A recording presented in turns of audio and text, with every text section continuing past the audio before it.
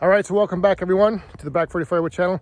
Before I get going today, I just want to take a quick minute and thank everyone for the feedback on my last video where I talked about adding the loose bundle option into the roadside stand with the oversized crates.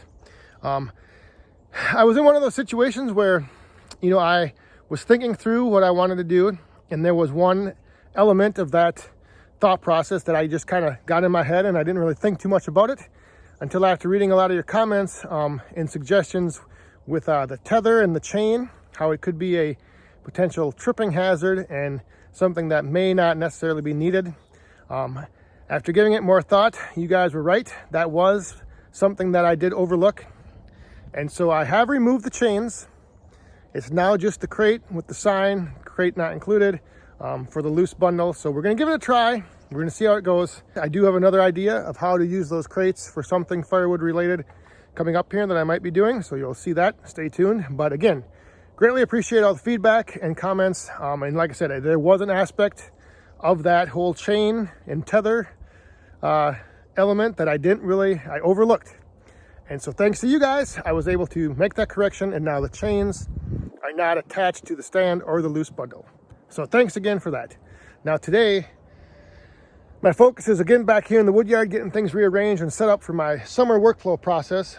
And the one thing that I want to do, and the one thing I've been thinking about with this whole workflow process in the woodyard here, is I want to get to where I can take a log, set it up off the ground, bucket, take the round, move it to the splitter without the round ever hitting the ground again.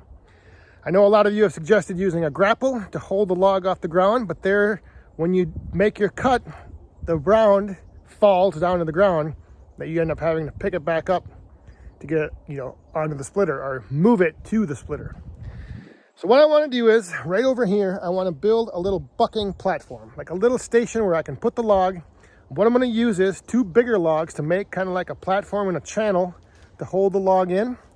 And then from there, I want to bucket and then proceed it on down the line to the splitter. The whole down the line part will come today. I want to go over here. I got a couple piles of logs, and I think I found 2 of the bigger logs I have that I'm going to use for that bottom platform and to build the channel to hold the other logs and keep them off the ground. So let's go take a look at the logs I'm going to pull out, and then we'll get it all set up, hopefully. So I have this pile of logs over here. I kind of looked it over, and this white pine log right here is one of the bigger ones, but there's also this maple down here. Actually, there's 2 maple. Well, the one maple's kind of short, but I think I want to save the maple and use that for actual firewood. So I'm going to sacrifice this big pine log, and that's going to be one of the logs I use. You can see it's nice and long. It's got a good diameter. It should work. This other pile of logs over here, same thing. I have another red pine log right there, nice and long, fairly nice size diameter, so that should work for the other half of it. So now the whole idea with this is that, when you think about bucking a log and you're cutting through it, if you have a log sitting like on the ground or something, the chain is always going to be pulling that log towards you. So what I think I want to do is I want to have this is the bigger of the 2 logs. So I think I want to have that one on the outside to kind of prevent the log from rolling towards me when I'm bucking it and to kind of hold it in place better. So that means that red pine over there, that's going to be the first one we pull out and get it over there in place.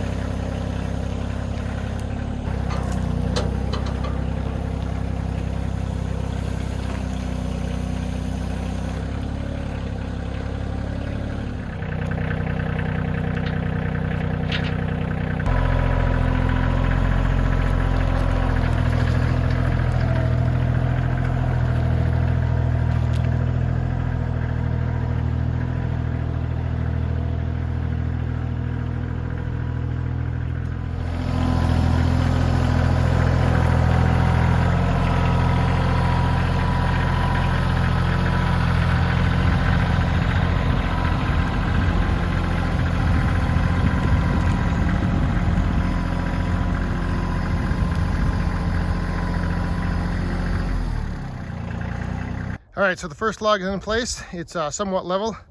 I'm not sure if that matters or not, but that's the way it's gonna sit for now.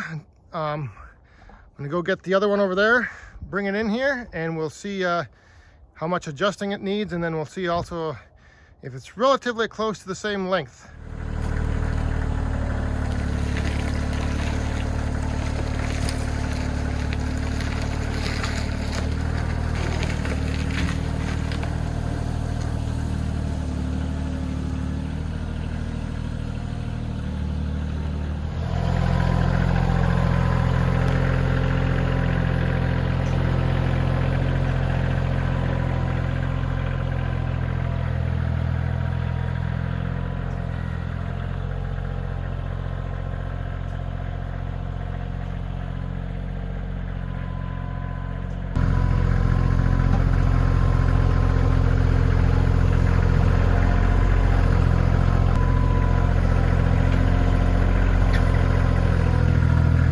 All right, so the two logs are in place. I might be able to get them a little bit closer, but I don't know. I'm gonna get a log over here and test it out to see how it fits. And then if everything fits good and it kind of looks like it's at a good height, I'm gonna pack some dirt up on this front log so it doesn't roll. And yeah, I'm not sure how long that is. I'll measure it out later, but so ideally now, like I said, the plan's gonna be to have the splitter right down here. So theoretically, I'm going to be able to take the rounds right off of here. And then I've got something in mind for this area, the transition from the bucking to the splitting. So this should work out all right. But let me grab a log quick and just throw it up in there, see how this fits.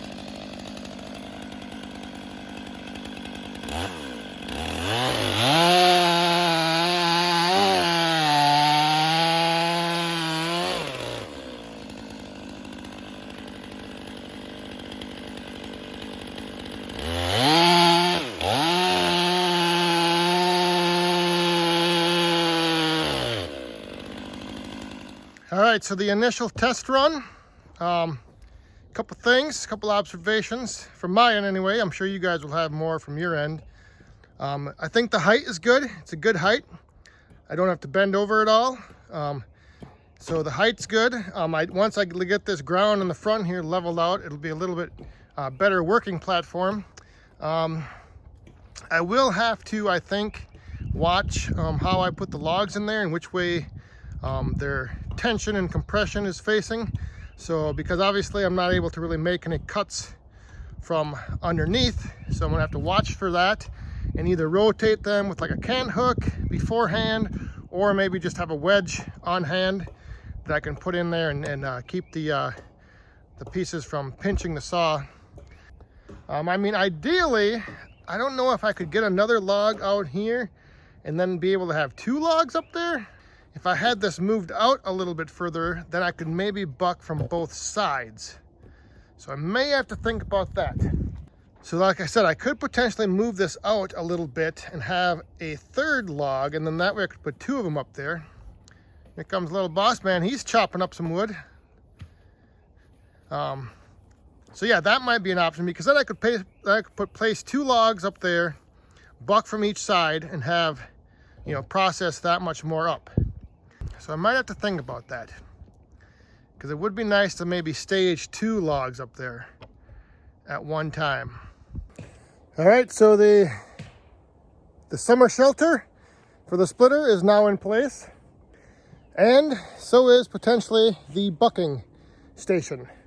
Like I said, I still might be doing some tweaking, some fine tuning Of course, with your feedback and your help, like I said, this is all still just a proof of concept in my mind here. I'm just, trying this out. Because like I said, I know a lot of you have suggested using a grapple of some sort, but that involves installing the third function valve on the tractor and buying the grapple. Where here, I had these two not scrap, but I had two logs over there in the piles. They're pine, so if I lose them, if I sacrifice them, it's not that big a deal. So yeah, I think this might be a potential temporary solution for bucking up logs off the ground and moving them through the workflow process of splitting firewood this summer. I know when I'm cutting through those, I'm gonna have to watch for, the kickback, but I think being up, having it off the ground, I don't think my tip is ever gonna be pointed like that. I think I'll be cutting down through it. So even if I cut down through it and, cut little slices into that back log or the front log, isn't gonna matter. I don't care. Another, let me know what you think. Good idea, bad idea, ways to improve. Greatly appreciate all the feedback from the roadside stand and the loose bundle crate idea. And so now let me hear what you guys had to say about this idea. I actually have had some people suggest this before, so it'll be interesting to see, what you guys think. So I think that'll do it for this video. If I don't get back to all the comments on the video, I will be probably discussing this tomorrow night on the Back 40 live stream. So if you don't have anything to do tomorrow night, tune on in to the Back 40 live stream, and we'll maybe be talking about this little bucking station and a whole bunch of other things. Just having a good time hanging out on a Friday night. So thanks for watching. We'll see you next time. Stay safe, have fun, and be cool.